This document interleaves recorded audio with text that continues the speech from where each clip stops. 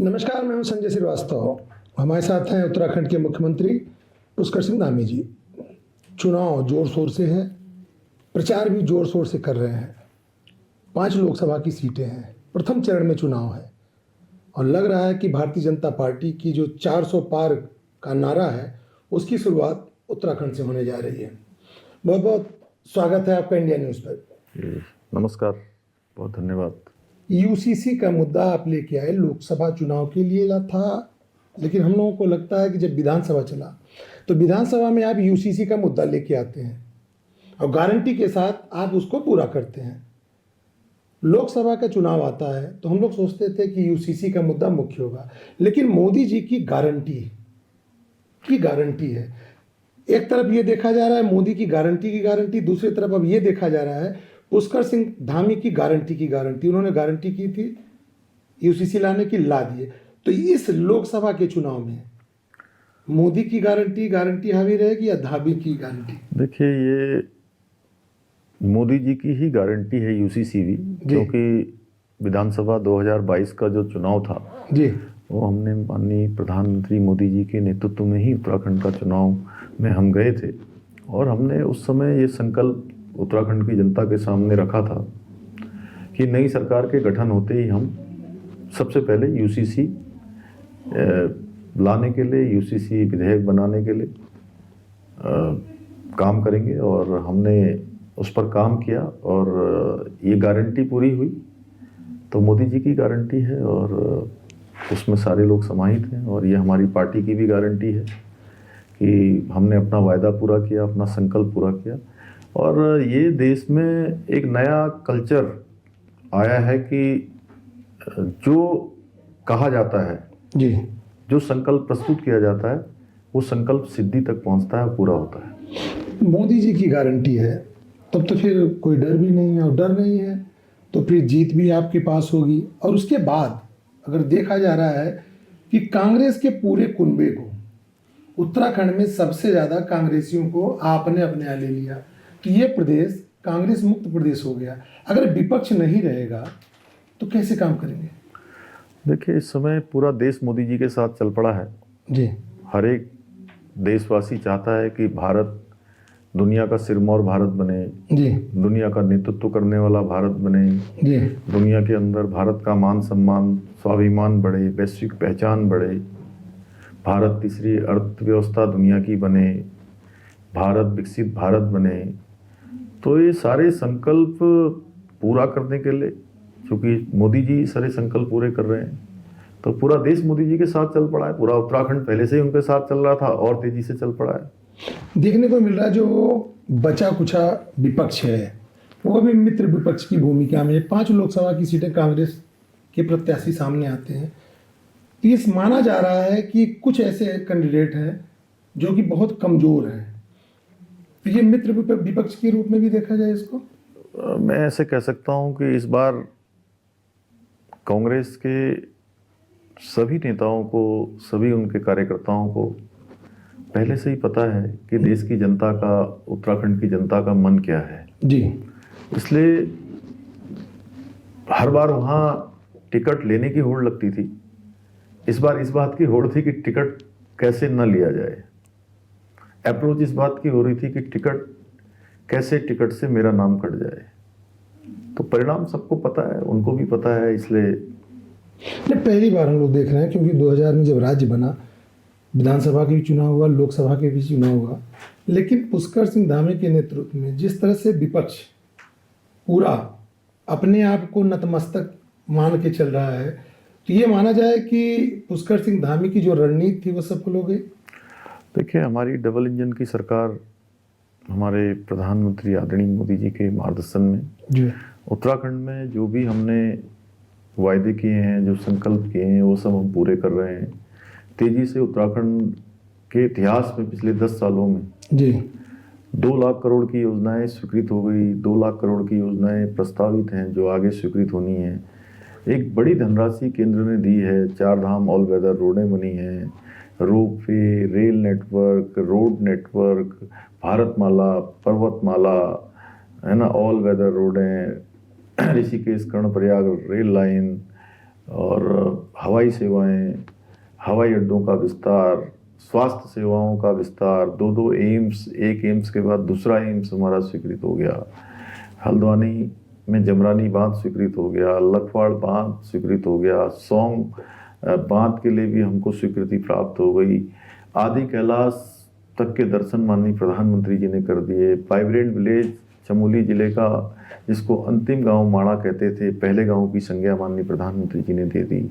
4 धाम यात्रा की तर्ज पर मानसखंड की यात्रा भविष्य में चलेगी और मानसखंड 4 धाम जिस प्रकार से विकसित हुए हैं उसी प्रकार से मानसखंड मंदिर माला मिशन माननीय प्रधानमंत्री जी ने अपने उत्तराखंड के 9 रत्नों में सम्मिलित किया है।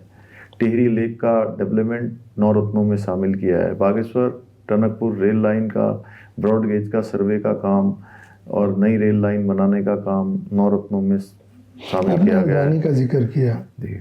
हल्द्वानी इस समय बड़ा महत्वपूर्ण मुद्दा हो गया है, उसे सांप्रदायिक रंग भी देने की कोशिश किया गया, लेकिन उसको भाजपा के पक्ष में भी देखा जा रहा है। जिस तरह से आपने वहाँ पे जमीनों का जो अतिक्रमण हुआ था उसे खाली कराया था, तो इसे किस रूप में देखा जाए? देखिए, अतिक्रमण किसी भी रूप में कोई भी उसको ठीक नहीं ठहराएगा और हमने अतिक्रमण हटाने का निर्णय लिया है। उत्तराखंड के अंदर जितनी भी सरकारी ज़मीनों पर अवैध कब्जे हैं, जबरन कब्जे हैं, अतिक्रमण है, वो व्यवस्था और विधि के अनुसार उसको हटाने का अभियान चलाया हुआ है। 4000 एकड़ से भी ज़्यादा ज़मीनें अभी तक अतिक्रमण से मुक्त हुई। आगे भी वो अभियान चलेगा। हाँ, कुछ उपद्रव और कुछ आगजनी करने का वहाँ पर प्रयास हुआ। कुछ लोगों ने राज्य का शांत राज्य का माहौल बिगाड़ने का प्रयास किया है। उनका हाल आपने देखा ही होगा क्या हुआ। सारे के सारे जेल की सलाखों के पीछे हैं। भविष्य में इस प्रकार की घटनाओं की पुनरावृत्ति न हो, भविष्य में कोई आगजनी न हो, पथराव न हो, कोई तोड़फोड़ न हो, कोई बलवा और दंगा जैसी स्थिति पैदा न हो, इसलिए हम दंगा निरोधी कानून भी लेकर आए हैं। अब कोई भी इस प्रकार की घटना होगी, उससे होने वाला नुकसान, सरकारी संपत्ति, निजी संपत्ति, उसकी एक एक पाई की भरपाई उसी दंगा करने वाले से वसूली जाएगी। पुष्कर सिंह धामी के मुख्यमंत्री होने के पहले कभी इस राज्य में इस तरह के दंगे नहीं देखे गए थे, लेकिन जब हुआ तो जिस तरह से आपने काबू पाया, तो क्या ये माना जाए कि आपको पहले से एहसास था कि ऐसा होना है, जिसकी तैयारी आपके लोग करके चले थे कि कैसे रोका जाएगा? देखिए, हमारा राज्य बहुत शांत राज्य है। सब लोग एक दूसरे के साथ बहुत प्रेम पूर्वक रहते हैं, आपस में भाईचारा है, आपस में सौहार्द है, लेकिन यहाँ पर इस प्रकार की घटनाओं का कोई स्थान नहीं है। कोई भी देवभूमि में अशांति फैलाने का काम न करे, इस प्रकार की घटनाओं की पुनरावृत्ति न हो, इसलिए उस पर जो ठोस कार्रवाई है वो ठोस कार्रवाई हुई है। और जो कार्रवाई हुई है भविष्य में मैं समझता हूँ कि जल्दी कोई ऐसी कार्रवाई इस प्रकार का उपद्रव करने के बारे में करना तो बहुत दूर की बात है, सोचेगा भी नहीं। पूरा चुनाव मोदी जी के इर्द गिर्द घूम रहा है, लेकिन विपक्ष इसे स्थानीय मुद्दों के साथ जोड़ रहा है। कई ऐसे स्थानीय मुद्दे हैं जिसे वो लेके आए हैं और वह चाहते हैं कि उत्तराखंड में स्थानीय मुद्दों को प्राथमिकता दी जाए। तो जो स्थानीय मुद्दे हैं, भारतीय जनता पार्टी का उस पर क्या रुख होने वाला है? देखिए, स्थानीय कोई मुद्दे नहीं है। सारे मुद्दों पर हम लोगों ने त्वरित रूप से कार्रवाई की है। प्रदेश की सरकार ने, विपक्ष मैं कहूँ तो मुद्दा विहीन है। वो मुद्दे ढूंढ रहे हैं, उनको कोई मुद्दे मिल नहीं रहे हैं। जनता में वो सब मुद्दों को उनका आकलन जनता में जाके कर चुके हैं। उत्तराखंड की जनता उनको समर्थन देने वाली नहीं है, क्योंकि उत्तराखंड की जनता ने उनको राज्य की सरकार भी देखी है और केंद्र में भी सरकार देखी है। इस देश के अंदर सबसे ज़्यादा समय तक किसी ने शासन किया है तो उस पार्टी का नाम कांग्रेस पार्टी है। उस पार्टी ने देश को भ्रष्टाचार दिया है, देश को घोटाले दिए हैं, देश को करप्शन दिया है, देश को उन्होंने तमाम प्रकार की अव्यवस्थाएं दी हैं। तभी तो मैंने आपसे कहा कि आप भारतीय जनता पार्टी का जो नारा था कि कांग्रेस मुक्त देश हिंदुस्तान, लेकिन भले कांग्रेस मुक्त हिंदुस्तान नहीं हुआ, उत्तराखंड में तो आपने शुरुआत करी थी। हरिद्वार से भी सारे लोग कांग्रेस के भारतीय जनता पार्टी में आ गए, बड़े बड़े नेता, पूरी लिस्ट फहरिस्त है। 14,000 लोगों ने अन्य पार्टियों से भारतीय जनता पार्टी की सदस्यता ली है। उसमें कार्यकर्ता भी हैं, उसमें नेता भी हैं, प्रतिनिधि भी हैं।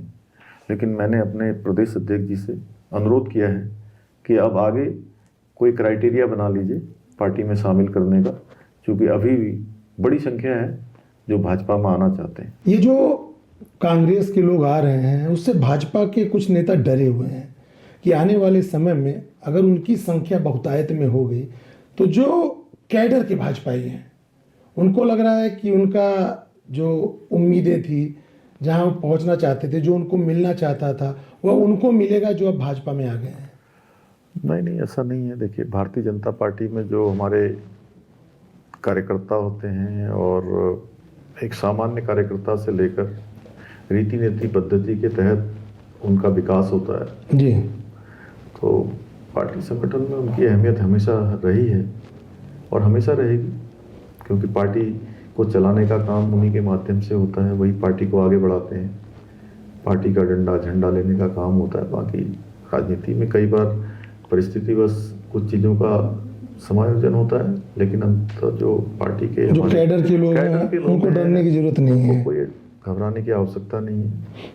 उनका स्थान हमेशा है और रहेगा। परिवारवाद, भारतीय जनता पार्टी हमेशा परिवारवाद का विरोध करती रही है, लेकिन इस बार चुनाव में लग रहा है कि परिवारवाद की परिभाषा भारतीय जनता पार्टी ने बदल दी है। ऐसा क्यों? क्योंकि उस परिवारवाद में भारतीय जनता पार्टी के लोगों को भी देखा जा रहा है। देखिए, भारतीय जनता पार्टी में किसी को टिकट इसलिए नहीं मिलता है कि वो किसी परिवार में पैदा हुआ है। एक कार्यकर्ता के रूप में, एक वहाँ पर प्रतिनिधि के नाते उसका क्या योगदान हो सकता है, क्या योगदान उसने दिया है, तो ये ज़रूरी नहीं है। जैसे कि एक परिवारवाद उसको कहते हैं जो पूरी की पूरी पार्टी चलती है जिनके कारण से। जैसे अगर हम जम्मू कश्मीर से शुरू करें तो फारूक अब्दुल्ला के बाद उनके बेटे उमर अब्दुल्ला, मुफ्ती मोहम्मद के बाद महमूदा मुफ्ती। क्षेत्रीय पार्टियां सर तो परिवार के सहारे ही चलेंगी ना।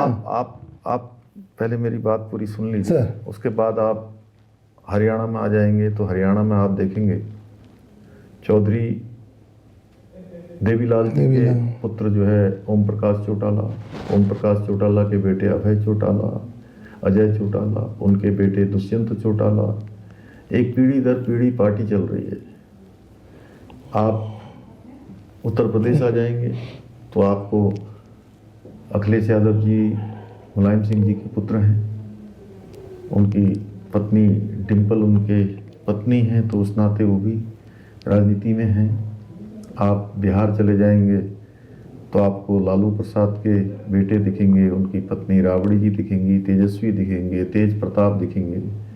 आप मुंबई चले जाएंगे महाराष्ट्र तो आपको उद्धव ठाकरे और उनके बेटे। लेकिन सर ये क्षेत्रीय पार्टियां ना, अगर ये परिवार को नहीं लेके चलेंगी तो इनका वजूद क्या रहेगा? तो इन पार्टियों की लड़ाई यही है कि ये अपने परिवार को और अपनी पार्टी को ही बचाना चाहते हैं। देश को बचाने के लिए, देश को आगे बढ़ाने के लिए इनकी लड़ाई नहीं है। इसलिए इनका मुकाबला भारतीय जनता पार्टी के साथ नहीं हो सकता है। और मोदी जी आज देश के अंदर भ्रष्टाचार को, परिवारवाद को, तुष्टीकरण को, जातिवाद को, क्षेत्रवाद में जो लोगों को बांटने का प्रयास है, उसको सबको समाप्त करके पूरा देश, पूरब से लेकर पश्चिम, उत्तर से लेकर दक्षिण, कश्मीर से लेकर कन्याकुमारी, अटक से लेकर कटक तक पूरे देश को एक सूत्र में बांधने का काम कर रहे हैं। और देश के अंदर शंकराचार्य जी के बाद किसी ने देश को एक सूत्र में बांधने का काम किया है तो आज़ाद भारत में आदरणीय प्रधानमंत्री नरेंद्र मोदी जी ने किया है। चाहे एक प्रदेश से दूसरे प्रदेश को जोड़ने का काम हुआ, और जो जहाँ की अलग अलग संस्कृति थी उनको एक संस्कृति में, तमिल काशी संगमम इसका एक बहुत बड़ा उदाहरण है। तो आज उसी का परिणाम है कि आज हमारे पार्टी की जो सीटें हैं, प्रभाव है, आज दक्षिण में भी बढ़ रहा है, केरल में भी बढ़ रहा है। अन्य राज्यों में जहाँ भारतीय जनता पार्टी नहीं थी वहाँ तेजी से भारतीय जनता पार्टी का विस्तार हो रहा है। ये भारतीय जनता पार्टी एनडीए के सामने इंडिया गठबंधन है। इंडिया गठबंधन क्षेत्रीय पार्टियों के साथ मिलकर बना है, और जो आपने कहा क्षेत्रवाद, परिवारवाद, जातिवाद, तो उससे कैसे भारतीय जनता पार्टी लड़ेगी ये जातिवाद, क्षेत्रवाद से? ये गठबंधन कोई, इसको जनता का गठबंधन नहीं कह सकते हैं। जनता का गठबंधन तो मोदी जी के साथ है। और दूसरी बात यह है कि ये बेमेल गठबंधन है। ये भानुमति का कुनबा है, कहीं का ईंट, कहीं का रोड़ा, कहीं का गारा, भानुमति ने कुनबा जोड़ा, उस तरह की स्थिति है। इसमें हर एक आदमी जो है दूल्हा बनना चाहता है, बाराती कोई है नहीं, तो इसलिए बारात अपने वहाँ तक पहुँचेगी ही नहीं। लेकिन जहाँ लग रहा मंडप है सर, ये लग रहा है कि ये जो महागठबंधन इंडिया का बना है वो आपके जो 400 पार का नारा है उसको रोकने में कामयाब न हो जाए। ये विकसित भारत की चाबी है और देश की जनता ये चाबी मोदी जी के हाथ में सौंपेगी। तो माना जाए कि पूरा चुनाव मोदी जी की गारंटी पे ही चलेगा। देश ने देखा है कि मोदी जी की गारंटी ही गारंटी है। मोदी जी की गारंटी का मतलब है कि गारंटी का पूरा होना, और जो भी उन्होंने देश के सामने संकल्प रखे हैं वो सब पूरे किए हैं। इसलिए जनता का भरोसा है, और मोदी जी के अलावा पूरे चुनाव में जनता किसी की बात नहीं कर रही है। पहला चुनाव हो रहा है जी, जिस चुनाव में इस बात पर चर्चा नहीं हो रही कि सरकार किसकी बनने वाली है, प्रधानमंत्री कौन बनने वाले हैं। सबको पता है सरकार भाजपा की, एनडीए की बनने वाली है, प्रधानमंत्री मोदी जी बनने वाले हैं। चर्चा इसी बात की है जो आप कर रहे हैं कि कितनी सीटें आएंगी, 400 से कितनी ज़्यादा आएंगी। जी जी। तो ये जो 400 का नारा है, हम मान के चलें कि 400 पार करेंगे। निश्चित रूप से देखिए इस प्रकार का उत्साह है। अब जनता स्वयं चुनाव लड़ रही है, जनता स्वयं मैदान में है। वो मोदी जी को तीसरी बार प्रधानमंत्री बनाना चाहती है, उसका इंतजार कर रही है कि अपनी अपनी बारी का कि लोग जल्दी से जल्दी जो है मतदान का दिवस आए और हम लोग अपना योगदान दें महायज्ञ में। धन्यवाद इंडिया न्यूज़ से बात करने के लिए। जी ये धन्यवाद। थे पुष्कर सिंह धामी जी, जिनकी गारंटी थी विधानसभा चुनाव में कि यूसीसी लाना है, और उन्होंने ला करके यहाँ पे ये दिखाया कि देश में यूसीसी सबसे पहले उत्तराखंड से शुरू हुआ है, और भारतीय जनता पार्टी का जो एक नारा था उस नारा को पूरा करने का भी इन्होंने काम किया। 5 सीटें हैं लेकिन बड़ी महत्वपूर्ण हैं, और 5 सीटों के लिए उन्होंने पूरी ताकत लगा रखी है। इनका भी मानना है कि 5 की 5 सीटें 400 की गारंटी में महत्वपूर्ण भूमिका में रहेंगी। धन्यवाद। देखते रहिए इंडिया न्यूज़।